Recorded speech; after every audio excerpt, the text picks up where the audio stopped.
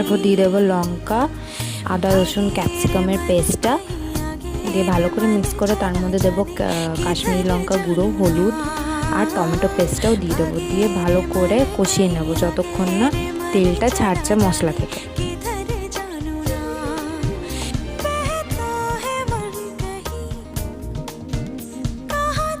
তার মধ্যে দেবো কাজু পেস্ট।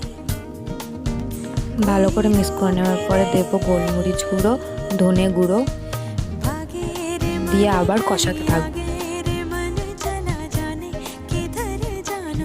অল্প চিনিও দিয়ে দেবো টেস্টের জন্য, একদম অল্প সামান্য। তারপর দিয়ে দেবো জল, দিয়ে ফুটতে দেবো।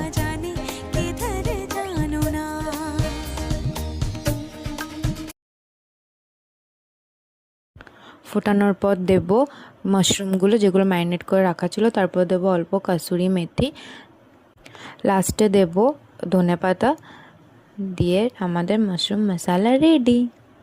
তোমরা চাইলে গ্রেভিও রাখতে পারো, এর থেকে শুকাতেও পারো, আমি অল্প একটু গ্রেভি রেখেছি। তো চলো আজকের মতো টাটা, আবার দেখা হবে নেক্সট কোনো রেসিপি বা কোনো নতুন ভ্লগ নিয়ে। বাই।